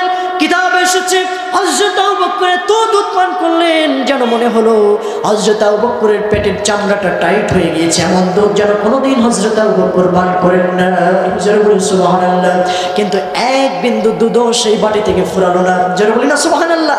এমন সময় বিশ্বনবী বললেন, আবু বকর রে, এই দুধের পাত্র থেকে একটু দুধ তুমি রাখালকে দাও। রাখালকে দেওয়া হলো, রাখালও পান করলেন, কিন্তু আশ্চর্যজনক ঘটনা, দুধ এক চুলো ফুরাইলেন না।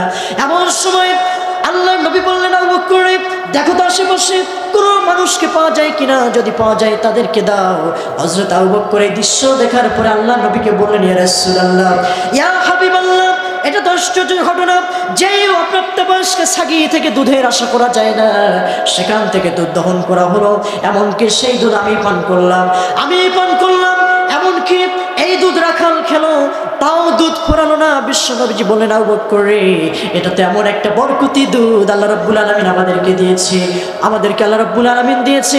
এই দুধ তুমি কেন, রাখাল কেন, আর মানুষ যদি পান করে তাও ফুরাবে না। আমি নবী যতক্ষণ এই বাটিতে মুখ না লাগাবো ততক্ষণ পর্যন্ত বাটির দুধ এক চুলো ফুরাবে না। জোরে বলি সুবহানাল্লাহ, আরো জোরে বলি না সুবহানাল্লাহ। আমার ভাইয়েরা, এই দৃশ্য দেখার পরে ওই বালক রাখালটি আশ্চর্য হয়ে গেলেন। বালক রাখাল বললেন, আপনি কে? আপনাকে তো চিনি না, তবে আমার মন বলে আপনি বলেন তো সত্য করে, সেই মক্কার জমিনে আব্দুল্লাহর পোলা মুহাম্মদ আপনি কিনা? যারা বলে সুবহানাল্লাহ। আল্লাহর নবী বললেন, ও রাখাল, অবশ্যই আমি, তোমার দৃষ্টিটা ভুল হয়নি, তোমার ধারণার টার্গেট ঠিক আছে। আমি সেই নবী, আমি আব্দুল্লাহর পোলা মুহাম্মদ রাসূলুল্লাহ সাল্লাল্লাহু আলাইহি ওয়াসাল্লাম।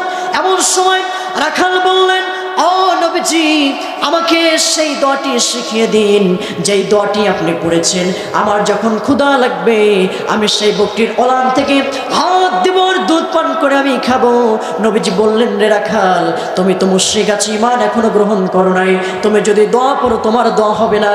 আগে যদি তুমি দোয়া পড়ে দুধ বের করতে চাও, আগে সেই ঈমানের গুণে গুণান্বিত হতে হবে। জোরে বলি সুবহানাল্লাহ। জোরে বলেন, কি আনতে হবে? এমন সময় রাখাল পরে নিল। রাখাল বলল, নবীজি, আমি আর জাহান্নামী মানুষ হয়ে থাকতে চাই না। রাখাল পরে নিল, আশহাদু আল্লা, বলেন আমার সাথে সকলে, আশহাদু আল্লা ইলাহা ইল্লাল্লাহু ওয়াহদাহু লা শারীকা লাহু ওয়া আশহাদু আন্না মুহাম্মাদান আবদুহু ওয়া রাসূলুহু। যারা বলি আল্লাহু আকবার। ওই রাখাল, বালক রাখাল, অন্য কোনো রাখাল নয়, সাধারণ কোনো ব্যক্তি নয়। ওই রাখাল হলো আব্দুল্লাহ ইবনে মাসউদ রাদিয়াল্লাহু তাআলা আনহু। যারা বলি সুবহানাল্লাহ। আমার ভাইরা, এই কথা বলার উদ্দেশ্য হলো, ঈমান আনার কারণে আমার নবীকে অনেক রক্ত ঝরাতে হয়েছে, সাহাবায়ে কেরামদেরকে জীবন দিতে হয়েছে, এর উপরে প্রতিষ্ঠিত হয়েছে ইসলাম। কথা বলেন ঠিক কিনা? যারা বলেন ঠিক কিনা? এই ইসলামকে মাটির সঙ্গে মিশিয়ে দেওয়ার জন্য ইহুদি খ্রিস্টানদের ষড়যন্ত্র বাংলার জমিনে আছে না নাই? যারা বলেন আছে না নাই?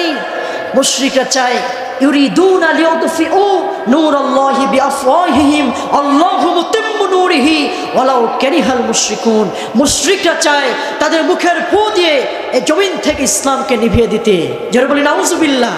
আল্লাহ পাক বলেছেন, আমি আমার দ্বীনকে, ইসলামকে পুনর্জীবিত করব। এটা কাফের বেঈমানদের ভিতরে যতই জাল যন্ত্রণা হোক না কেন। যারা বলেন আল্লাহু আকবার, আর যারা বলেন আল্লাহু আকবার।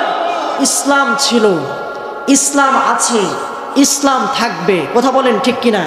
এই ইসলাম এমন একটি ইসলাম, সূর্য যতদিন উঠবে আর ডুববে ততদিন পর্যন্ত দিন ইসলাম পৃথিবীতে কায়েম থাকবে। ঠিক কিনা? এই ইসলামকে নিয়েও ষড়যন্ত্র আমার দেশে কম করা হয়নি। এই ইসলামকে শেষ করার জন্য বলে রাষ্ট্রধর্ম ইসলাম থাকবে না, এ কথাও আমরা গতবার শুনেছি। প্রিয় ভাই সব, ইসলাম আমাদের কোনো দলে, যেটা বলেন ইসলাম কি কোনো দলে? ইসলাম একটি জীবন ব্যবস্থার নাম। এটা আওয়ামী লীগ বুঝি না, বিএনপি বুঝি না। আমাদের স্বীকার করতে হবে, আমরা জাতিতে মুসলমান, যারা কালেমা পড়েছেন জাতিতে মুসলমান। আমাদের ধর্মীয় গ্রন্থ আল কোরআন, আর আমাদের নেতা হযরত মুহাম্মদ সাল্লাল্লাহু আলাইহি ওয়াসাল্লাম। এর বাইরে কি কিছু আছে? যেটা আছে? তাহলে ইসলামকে নিয়ে ষড়যন্ত্র করলে আমরা তাদেরকে দাঁত ভাঙা জবাব দিতে রাজি আছি। কথা বলেন ঠিক কিনা? আর জবান ঠিক কিনা? এই ইসলাম ছিল, ইসলাম আছে, ইসলাম থাকবে। তোমরা কি মনে করেছো এই বাংলার জমিন থেকে ইসলামকে উৎখাত করতে চাও? ইসলাম ধর্ম এমন একটি ধর্ম, তোমরা কি মনে করেছো ইলেকট্রিকের সেই বাল্বের মতো তোমরা কি মনে করেছো সুইচ অফ করে দিবে? তোমরা কি মনে করেছো সেই বাতির মতো কেরোসিনের তেলের যেই বাতিতে ফু মারলে বাতি নিভে যায়? ইসলাম ধর্ম এমন, তোমরা আইন পাশ করে ইসলামকে মাটির সঙ্গে মিশিয়ে দিবে। তোমরা মনে রাখবে, এই ইসলামকে শেষ করার জন্য তৎকালীন জামানায় ফিরআউন সংগ্রাম করেছিল। তৎকালীন জামানায় ফেরাউনের মুখোমুখি ভেবে হযরত মূসা আলাইহিস সালাম দাঁড়িয়ে গিয়েছিল ইসলামকে শেষ করার জন্য। নমরুদ দাঁড়িয়ে গিয়েছিল নমরুদের বিপক্ষে দিন ইসলামকে কায়েম করার জন্য। হযরত ইব্রাহিম আলাইহিস সালাম দাঁড়িয়ে গিয়েছিল এই ইসলামকে শেষ করার জন্য, এই ইসলামকে মাটির সঙ্গে মিশিয়ে দেওয়ার জন্য। তৎকালীন জামানায় আবু জাহেল ষড়যন্ত্র করেছিল, আবু জাহেল শেষ হয়ে গিয়েছে। আল্লাহর নবী চেষ্টা করেছিলেন, ইসলাম কায়েম হয়েছে, সেই ইসলাম আমরা গ্রহণ করেছি, মুসলমান হয়েছি। আমাদের রক্ত যদি দিতে হয়, আমাদের জীবন দিতে হয়, তবু এই ইসলামকে আর মসজিদ মাদ্রাসা খানকায় রাখতে চাই না।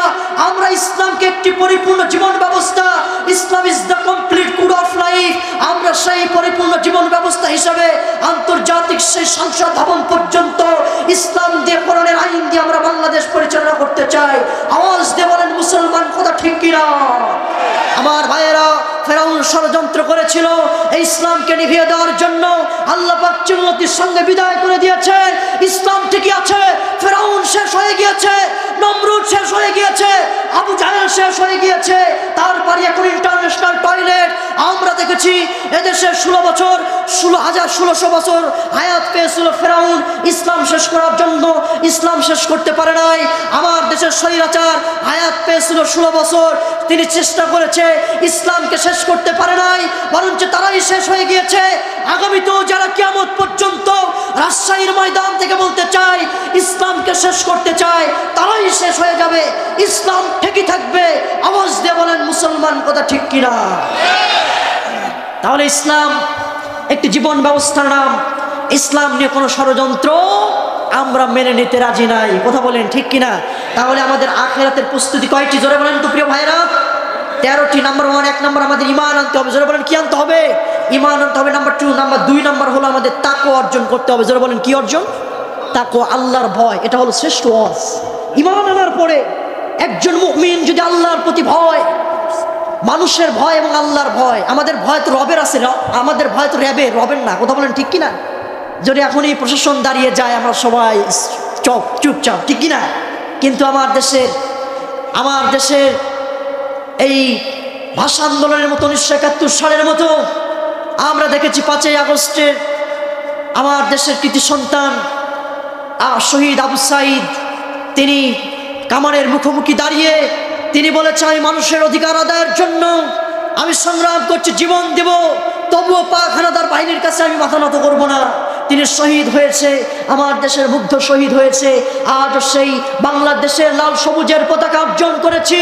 সুতরাং আমরা যদি আবারও সেই 1971 সালের মতো, আমাদের সেই 52 সালের মতো, যদি 5ই আগস্টের মতো আবারও যদি সেই আমাদের কোরআনকে বিজয়ী করার জন্য মাঠে ডাক আসে, আবু সাঈদের মতো আমরা বুক পেতে দিতে বুলেটের সামনে রাজি আছি কিনা মুসলমান? রাজি আছি কিনা? তাহলেই কোরআন বিজয় হবে। যেভাবে আমরা ভাষা আন্দোলন করেছি, সাকসেস হয়েছি, 1971 সালে আমরা সাকসেস হয়েছি। আমরা 5ই আগস্ট থেকে আমরা স্বৈরাচারকে বাংলাদেশ মুক্ত, স্বৈরাচার মুক্ত বাংলাদেশ গঠন করেছি। আমরা যদি আগামীতে এই কোরআনকে রাষ্ট্রীয় ভবন পর্যন্ত ইসলামিক একটি কান্ট্রি করতে চাই, আমাদের আবারও আবু সাঈদের মতো বুক পাতার প্রয়োজন আছে, কথা বলেন ঠিক কিনা?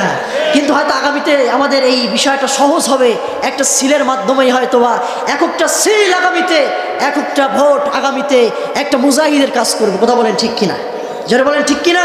আমরা ইসলামের পক্ষে থাকবো বলি ইনশাআল্লাহ। প্রিয় ভাইরা, নাম্বার 1, 1 নম্বর ঈমান, 2 নম্বর হলো তাকওয়া। যারা বলেন কি? তাকওয়া। আল্লাহর ভয় যদি আমাদের ভিতরে এসে যায়, একজন ব্যক্তি নামাজে দাঁড়িয়ে যদি আল্লাহর ভয় তার ভিতরে এসে যায়, আমরা নামাজে যেইভাবে আল্লাহকে বিশ্বাস করে দাঁড়িয়ে যাই, আমরা ব্যবসা করতে গিয়ে যদি একজন ব্যবসায়ী যদি মনে করে, আহারে এই বানেশ্বর বাজারের কোনো ব্যবসায়িক যদি মনে করে রে আমি খাদ্য ভেজাল দিচ্ছি, এই পৃথিবী দেখছে না কিন্তু আল্লাহ পাক আমাকে দেখছে, এই বিশ্বাস করলে কোনোদিন খাদ্যে ভেজাল দেবে না, ওজনে কম দিয়ে জাতির সঙ্গে প্রতারণা করবে না, মানুষের জমিনের আল ঠেলবে না, কখনো মানুষের সঙ্গে প্রতারণা করবে না, কারণ তার ভয় আসবে আল্লাহর। জোরে বলেন কার? আল্লাহ পাক কোরআনের জন্য বলেছে, ইয়া আইয়ুহাল্লাযীনা আমানুত্তাকুল্লাহা হাক্কা তুকাতিহি ওয়া লা তামুতুন্না ইল্লা ওয়া আনতুম মুসলিমুন। জোরে বলি আল্লাহু আকবার। আল্লাহ পাক বললেন, হে বিশ্বাসীগণ, হাক্কা তুকাতিহি, তোমরা আল্লাহকে ভয় করার মতো ভয় করো, এবং ওয়ালা তামুতুন্না, তোমরা মৃত্যুবরণ করো না ইল্লা ওয়া আনতুম মুসলিমুন, মুসলমান না হয়ে তোমরা মৃত্যুবরণ করো না। জোরে বলি সুবহানাল্লাহ। আমরা মুসলমান হব, জোরে বলেন কি হব? আমরা কি হব? মুসলমান হব। মুসলমান মানে আত্মসমর্পণকারী। আমার জীবন, আমার মরণ, কুলিনা সলাতি অনুসুকি ওয়া মাহইয়ায়া ওয়া মামাতি লিল্লাহি রাব্বিল আলামিন। নিশ্চয়ই আমার নামাজ, আমার কুরবানি, আমার জীবন মরণ বিশ্বের প্রতিপালক একমাত্র কার জন্য? জোরে বলেন না কার জন্য? আল্লাহর জন্য। আমরা ভয় করব কাকে? আল্লাহকে। আরো জোরে বলেন কাকে? আল্লাহকে। না রবকে, র‍্যাবকে ভয় করা যাবে? এদেশের মানুষকে ভয় করা যাবে? আমরা ভয় করব কাকে? আরো জোরে বলেন কাকে? আল্লাহ যেন কবুল করে। নাম্বার 3, 3 নাম্বার হলো আমরা ন্যায় প্রতিষ্ঠা করব। আমরা কি প্রতিষ্ঠা করব? আমরা ন্যায় প্রতিষ্ঠা করব। প্রিয় ভাই সব, আমার দেশে ন্যায় সুবিচার নেই, ন্যায় নেই, নীতি নেই। আমরা দেখেছি গত আগস্টের আগে আমাদের প্রিয় রাহাবার কলিজার টুকরো শহীদ আল্লামা দেলোয়ার হোসেন সাইদি সাহেবকে আপনারা চিনেন? আপনারা চিনেন? আপনারা কেন, সারা বিশ্বের মানুষ যাকে চেনে, সেই রত্নকে আমরা হারিয়েছি। আমাদের কলিজার টুকরো হৃদয় স্পন্দন শহীদ আল্লামা দেলোয়ার হোসেন সাইদি সাহেব পৃথিবীতে ন্যায় প্রতিষ্ঠিত না থাকার কারণে আমরা দেখেছি জালিমরা তাকে ইঞ্জেকশনের মাধ্যমে দুনিয়ার বুক থেকে বিদায় করেছে, ঠিক কিনা? আমরা যদি দুনিয়ার আদালতে বিচার না পাই, আল্লাহর আদালতে অবশ্যই বিচার পাবো। কথা বলেন মুসলমান, ঠিক কিনা? এই জন্য আমরা ন্যায় প্রতিষ্ঠা করব। ন্যায় যদি প্রতিষ্ঠা হয়, সেই ওমরে ফারুক বলেছিল, এই ফোরাতের কুলে যদি একটা কুকুরও না খেয়ে মারা যায়, কিয়ামতের ময়দানে ওমরে ফারুককে আসামির কাঠগড়ায় দাঁড়িয়ে আল্লাহর সামনে জবাবদিহি করতে হবে। যারা বলে সুবহানাল্লাহ। হযরত ওমরে ফারুক ন্যায় যদি প্রতিষ্ঠিত হয়ে যায়, কেমন বিচার হবে? হযরত ওমরে ফারুকের ঘটনা মনে পড়ে গেল। রাতের গভীরে হাঁটি হাঁটি পা পা করে তিনি চললেন। ন্যায় প্রতিষ্ঠা কিভাবে তারা করেছেন, ইনসাফ কেমন করে করেছেন। ওমরে ফারুক রাতের গভীরে হাঁটি হাঁটি পা পা করে তিনি যখন অগ্রসর হলেন, তিনি রাতের মরুর প্রান্তরে যাওয়ার পরে তিনি দেখলেন আমার রাষ্ট্রের কোনো মানুষ না খেয়ে আছে কিনা। ওমরে ফারুক তিনি যখন মরুর প্রান্তরে চলে গেলেন, দেখলেন একটা তাবু করা আছে মরুর প্রান্তরে। সেখানে একজন মা, তার কয়েকটা সন্তান ক্ষুধার যন্ত্রণায় কাতর হয়ে আছে, ক্ষুধার জ্বালায় তারা কান্না করছে। আর মা কি যেন অনেকক্ষণ থেকে দেখতে পেলেন ওমরে ফারুক একটা পাতিলের মধ্যে কি যেন রান্না করছে, আর যেন বলছে বাবারা একটু ওয়েট করো, একটু দাঁড়াও, কিছুক্ষণ পরে তোমাদের খাবার দেবো। ওমরে ফারুক বরদাস্ত করতে পারলেন না মায়ের আচরণটি, চলে গেলেন তাবুর কাছে। যাওয়ার পরে বললেন, ওগো প্রতীক, ওগো মা, তুমি কে এত জালিম কেন? একটা মরুর প্রান্তরে এই গভীর রজনীতে তোমার সন্তানদেরকে কি যেন রান্না করছো, অনেকক্ষণ সময় হয়ে গেল অথচ খেতে দাও না। এমন সময় ওমরে ফারুকের কথা শুনে বললেন, ওগো প্রতীক, তুমি কে? তোমার তো আমি চিনি না, আমাকে জালিম বলতে পারবে না। কারণ হলো এই মদিনায় আমাদের বাড়ি নয়, আমরা দূরবর্তী একটা রাষ্ট্র থেকে এসেছি। এই রাষ্ট্রের প্রেসিডেন্ট ওমরে ফারুক রাদিয়াল্লাহু তাআলা আনহু, তিনি একজন সৎ শাসক, মুসলিম শাসক। তার কাছ থেকে আমরা কিছু অনুদান নেওয়ার জন্য এসেছি, কিন্তু কয়েকটি দিন হয়ে গেল আজকে ওমরে ফারুকের সাক্ষাৎ পেলাম না। এই পাতিলে কোনো খাবার নেই, কয়েকটা পাথর দিয়ে আমি নাড়ছি আর আমার বাচ্চাদেরকে একটু আশ্বাস দিচ্ছি, বাবা রে একটু দাঁড়াও, রান্না হয়ে গেলে কোনো তোমাদের খেতে দেব, কিন্তু আল্লাহর শপথ করে বলি এই পাতিলে কোনো খাবার নেই। হযরত ওমরে ফারুক এই দৃশ্য দেখার পরে তার পায়ের থলে তলা থেকে মাটি যেন থরথর করে কাঁপছে, সরে গেলেন। ওমরে ফারুক সঙ্গে সঙ্গে চলে গেলেন বাইতুল মালের কাছে। বাইতুল মালে গিয়ে আসলামকে বললেন, আসলাম রে, ও আসলাম, তুমি আমার কাঁধে বা রুটি, আমার কাঁধে তুমি সেই আটার বস্তা নিয়ে এসে মাথায় উঠিয়ে দাও। আসলাম বস্তা বহন করার জন্য আমি আসলাম আছি, আপনি কেন বহন করবেন? ওমরে ফারুক বললেন, আসলাম রে, ও আসলাম, শুনে নাও, আমার বোঝা আমার মাথায় বহন করার মতো সুযোগ আমাকে করে দাও।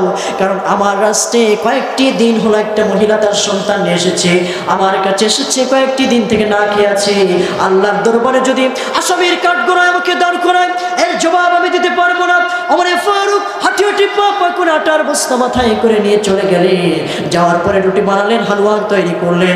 এমন সময় বাচ্চাদেরকে ঘুম থেকে জাগিয়ে কোলের উপরে বসিয়ে নিয়ে বাচ্চাদের মুখে যখন তুলে দিলেন রুটি আর হালুয়া, বাচ্চাগুলি খেয়ে খেয়ে মুস্কি মুস্কি হাসে, চলে বলে সুবহানাল্লাহ।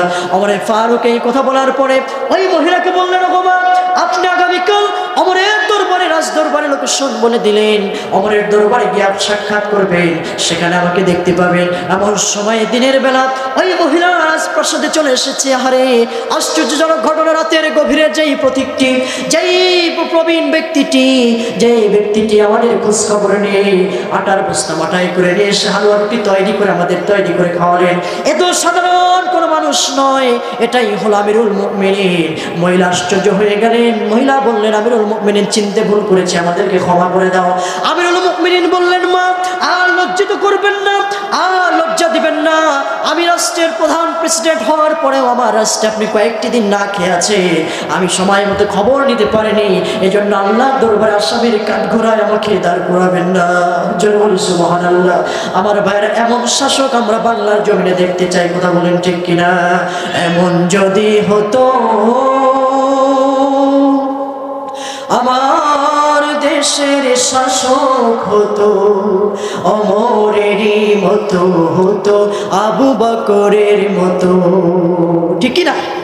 এমন যদি হতো আমার দেশের শাসক হতো, ওমরেরই মতো হতো, আবু বকরের মতো। এমন যদি হতো প্রজার দুঃখে তাদের চোখে আসতো না রে ঘুম, দেশের ভেতর পড়ে যেত শান্তি সুখের ধুম, ঠিক না? প্রজার দুঃখে তাদের চোখে আসতো না রে ঘুম, দেশের ভেতর পড়ে যেত শান্তি সুখের ধুম। গরিব দুঃখী ভুখা ডাগা নাহি পাওয়া যেত, যদি আমার শাসক হতো ওমরেরই মতো।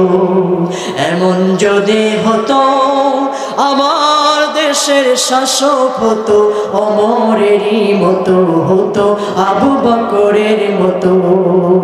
কথা বলেন ঠিক কিনা? এই জন্য ওমরের মতো শাসক যদি হয়, তাহলে আল্লাহর ভয় যদি শাসকের ভিতরে ঢুকে যায়, সেই দেশটিও সেই জায়গাটি আল্লাহ পাক সোনার টুকরায় করে দিবে। কথা বলেন ঠিক কিনা? আমরা এমন শাসক দেখতে চাই কি চাই না?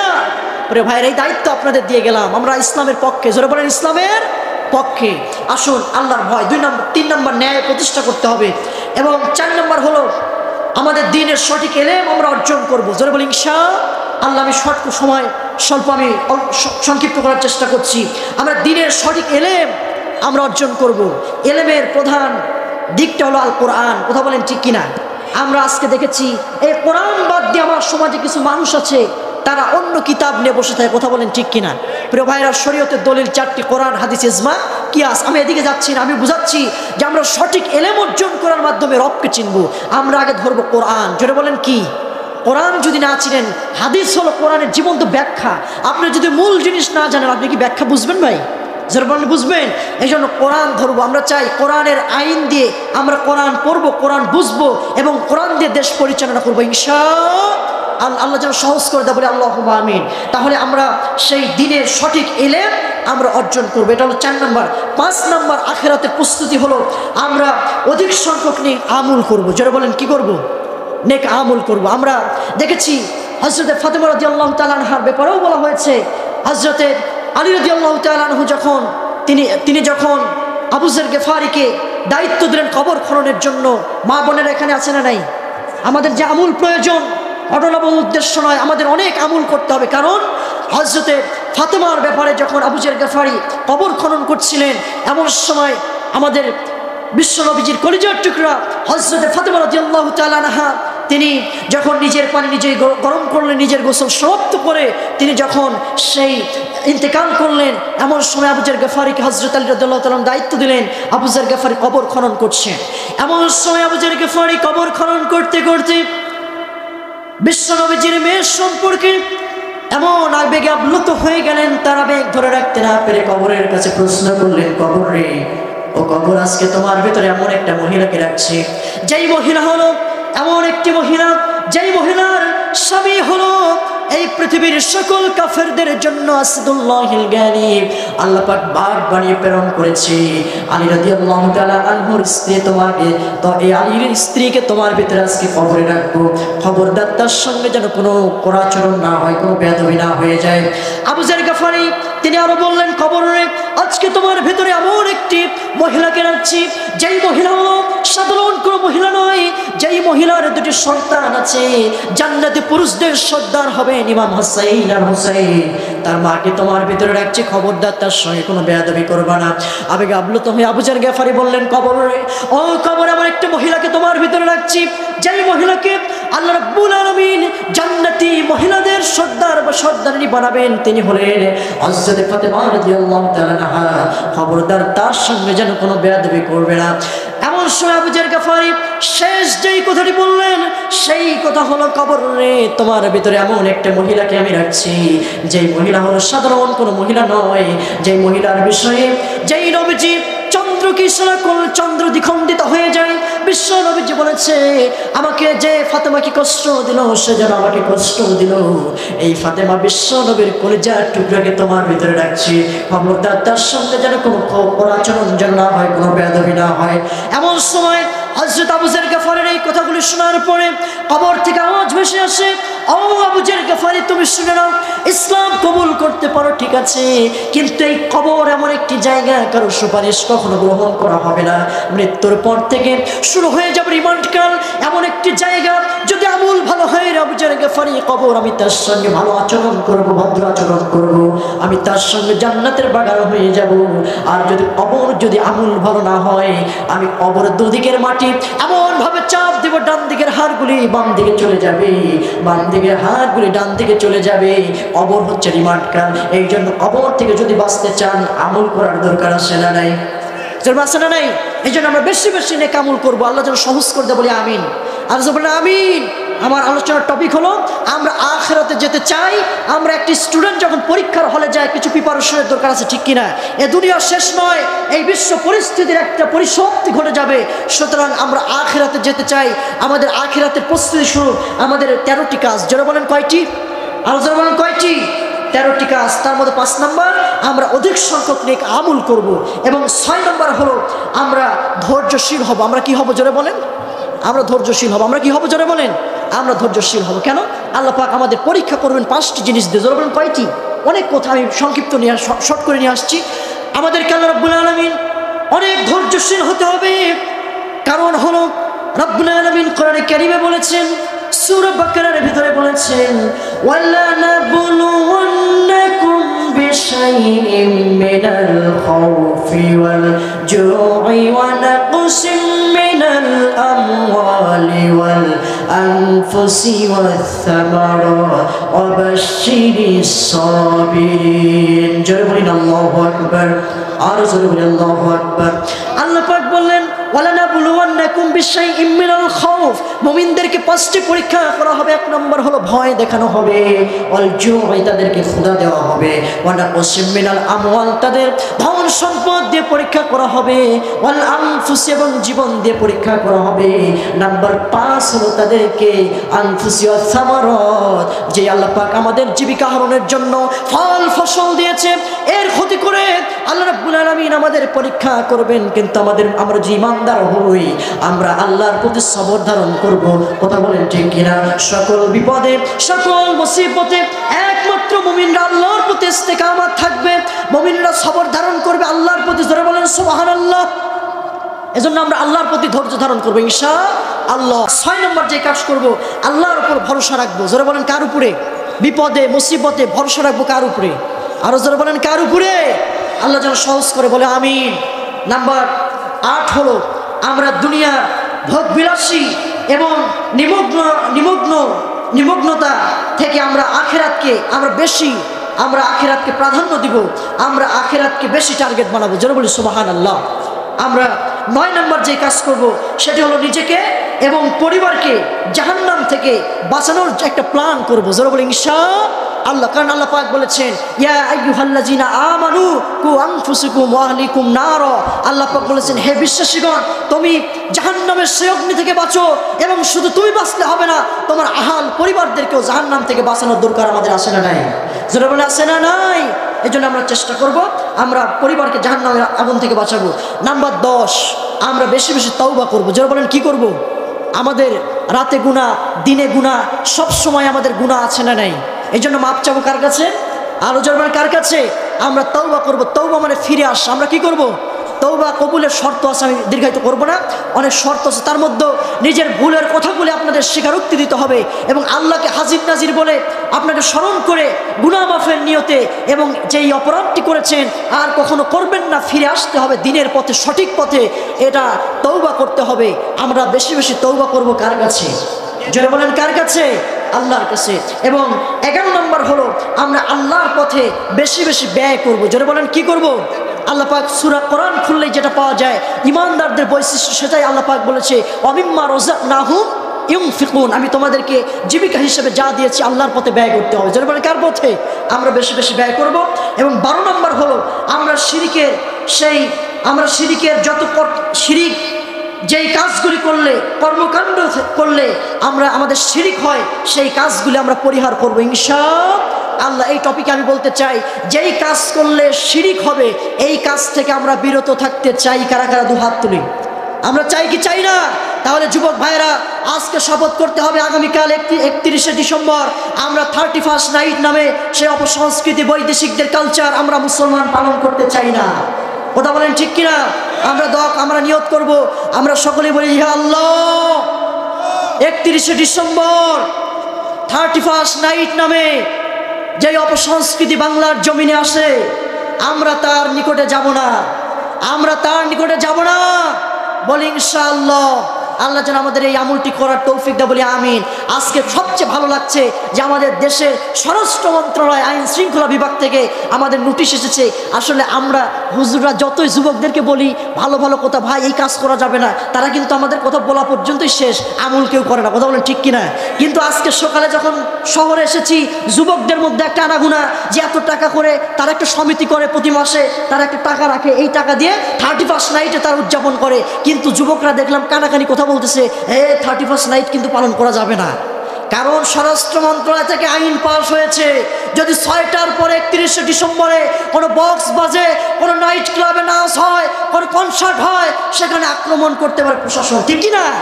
আমার ভাইরা সব কিছু কিন্তু মিলাদ করে কোরআনের আয়াত দিয়ে ফু দিলে কাজ হয় না, কিছু কিছু বিষয় আইন পাশ করতে হয়। কথা বলেন ঠিক কিনা? এজন্যই আমাদের শহীদ আল্লামা দেলোয়ার হোসেন সাঈদী সাহেব বলেছিল, সৎ কাজের আদেশ আর অন্যায় কাজের নিষেধ। এটাকে বোঝাতে গিয়ে তিনি বলেছিলেন, সৎ কাজের আদেশ এক জিনিস আর অনুরোধ এক জিনিস, ঠিক কিনা? আমাদের আদেশ করতে হলে আদেশের জায়গায় বসতে হবে। আমরা এতদিন ছিলাম অনুরোধের মধ্যে, কিন্তু আমরা এখন এমন একটা সরকারকে দেখতে চাই যেই সরকার পার্লামেন্ট ভবনে গিয়ে আল্লাহর কোরআনের আইন দিয়ে মানুষদেরকে সৎ কাজের আদেশ করবে, অন্যায় কাজে নিষেধ করবে, নামাজ কায়েম করবে এবং যাকাতের বিল উত্থাপন করবে। এমন একটা রাহবার আমরা বাংলার জমিনে তৈরি করবো বলে ইনশাআল্লাহ। আল্লাহ যেন সহজ করে দেয়, বলি আমিন। তাহলে আমরা সকলেই শিরিক হয় এমন কর্মকাণ্ড থেকে দূরে থাকবো। নাম্বার 13, সর্বশেষ আখিরাতের যে প্রস্তুতি আমরা নিব, আল্লাহ প্রদত্ত একমাত্র সঠিক পথের অনুসরণ করব ইনশাআল্লাহ। মানুষের তৈরি করা পথ, বানানো পথ, তাগুদের পথ, মানুষের তৈরি করা আইন, স্বামীর আইন, বাবার আইন, কোনো আইন চাই না, একমাত্র আল্লাহর আইন। আমরা আল কোরআনকে অনুসরণ করে আমরা বাঁচতে চাই। কথা বলেন ঠিক কিনা? মানে একমাত্র আল্লাহ প্রদত্ত একমাত্র সঠিক পথের অনুসরণ আমরা করতে চাই। তাহলে আখেরাত কেন্দ্রিক যে কথাগুলি আমি বলেছি, আমাদের আখেরাতের পূর্ব প্রস্তুতি হলো আমাদের কয়টি? জোরে বলেন তো। 13টি। নাম্বার 1, 1 নম্বর হলো আল্লাহর প্রতি ঈমান, 2 নম্বর হলো তাকওয়া অর্জন, 3 নম্বর হলো ন্যায় প্রতিষ্ঠা করা এবং 4 নম্বর হলো দ্বীনের সঠিক ইলম আমরা অর্জন করব এবং 5 নম্বর অধিক সংখ্যক নেক আমল করব। 6 নম্বর হলো আমরা ধৈর্যশীল হব। কি হব জোরে বলেন? ধৈর্যশীল। 7 নম্বর হলো আল্লাহর উপর ভরসা রাখবো। 8 নম্বর হলো দুনিয়ার ভোগবিলাসী থেকে বিরত থেকে আখিরাতের প্রস্তুতি গ্রহণ করব এবং 9 নম্বর হলো নিজেকে এবং পরিবারকে জাহান্নামের অগ্নি থেকে বাঁচানোর চেষ্টা করব। 10 নম্বর আমরা তওবা করব বেশি বেশি। 11 নম্বর হলো আল্লাহর পথে আমরা ব্যয় করব। 12 নম্বর হলো শিরক হয় এমন কার্যকলাপ থেকে আমরা বিরত থাকব। সর্বশেষ একমাত্র আল্লাহর প্রদত্ত একমাত্র সঠিক পথের আমরা অনুসরণ করব, সঠিক পথ অনুসরণ করব। আল্লাহ পাক যেন আমাদের সকলকেই এই 13টি কাজ বাস্তবায়ন করে আমাদের আখিরাতের প্রস্তুতি গ্রহণ করে যেন দুনিয়ার বুক থেকে বিদায় নেওয়ার তৌফিক দান করেন। আমরা আল্লাহুম্মা আমিন। আর সবাই বলি না ভাই আল্লাহুম্মা আমিন। আমি আপনাদের সামনে যতক্ষণ কথা বলেছি কোরআনুল কারীম থেকে কথা বলার চেষ্টা করেছি, যদি কোনো ভুল হয়ে যায় আল্লাহ পাকের কাছে ক্ষমা চাচ্ছি, আল্লাহ আমাদের সকলকে ক্ষমা করে দিন। এবং আমার এই কথার ভিতরে ভুল হলে জাতির সেই স্মৃতি থেকে আল্লাহ পাক যেন মুছে দেয়, এবং যেই কথাগুলি বলেছি আমুলিয়াত হলে যেন আল্লাহ পাক এই কথাগুলির উপরে আমাদের ইস্তিকামত থাকা তৌফিক দেয়, বলি আমিন।